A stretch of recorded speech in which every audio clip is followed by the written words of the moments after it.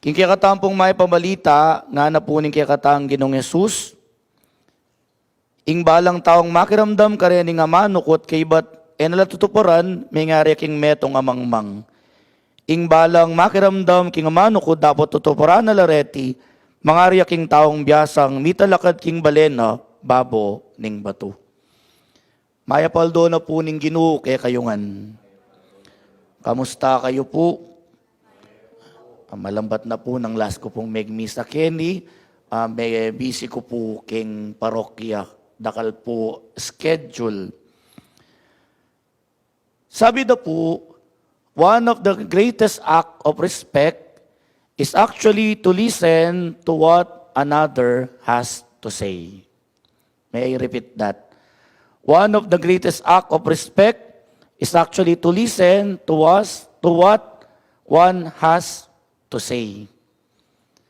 Pamakiramdam.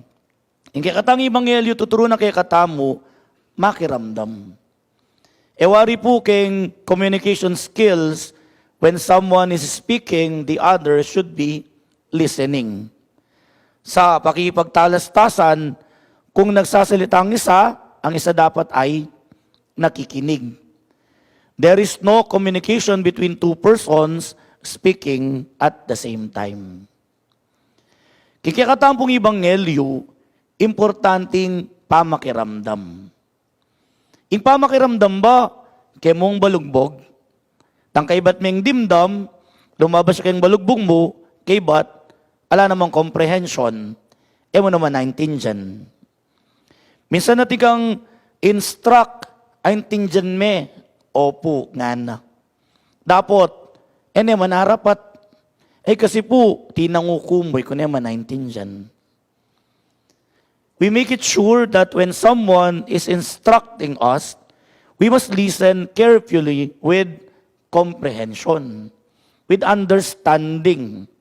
Na, yung instruction clear, aintindihan me at gawan me. Most of the time, we are good in listening to the Word of God. Makiramdam tamo, pero yung kutang, aintindihan taya, sasabihe taya, king biyeta mo. Nung balikan tayo po, ing biya na pong San Ambrosio, betong niya pong matenakan, manaral, tuturuking kasalpantayanan, king Milan, Italia. Nung ikaw po pamilyar kang San Ambrosio ning Milan, iya po yung obispong meminyag kang San Agustin, the great Saint Augustine. Balutaan po San Agustin, before conversion, he's a person who is so much in love with philosophy, with making friends in drinking liquors, in being a womanizer, being a person who is disrespectful of his parent, especially to his mother, Saint Monica. Santa Monica po, pangadinay San Agustin na one time magiyang katolikong kristyanong binyagan. In one of the travel or journey of Saint Augustine, he passed by a great cathedral in Milan. King kayang pamaglob, dimdam ne San Ambrosio manaral.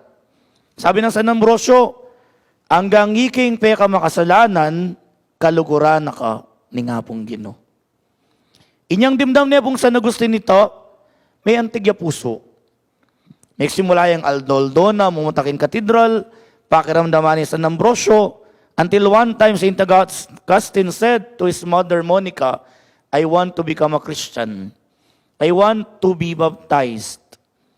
And so to cut the long story short, may binyagya, may ganyang katoliko, may ganyang pari, obispo, may ganyang santo, may ganyang doktor ng Santa Iglesia, San Agustin, kalupa ng San Ambrosio.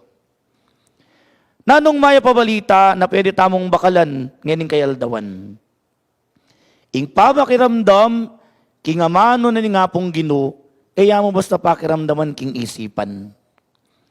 Dapat, ing pamakiramdam tamo, king amano ni nga pong Ginoo, mag-travel papunta king puso tamo, ay intindihan tayo, bangkan to, lumulyak yung kaya katamong pami-biye-biye, at bika true conversion, pamagbayo, pamagbalik lob kay katamo. Nanong mensahe na niti, nining kapigaganakan kang San Ambrosio.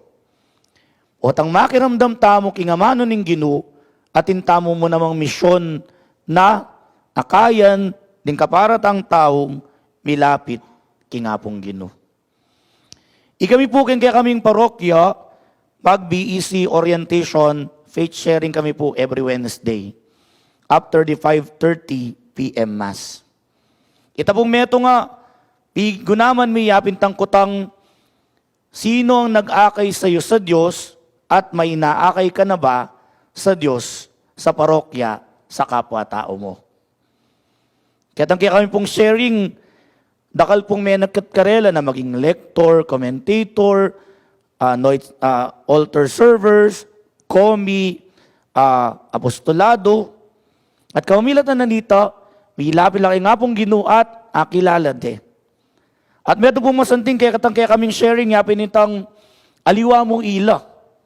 Ngayon ni pataretang anak da, komila, lektoritang pengari, altar server, pati kitang asawa da po, EMDC ya. That is the challenge of Advent.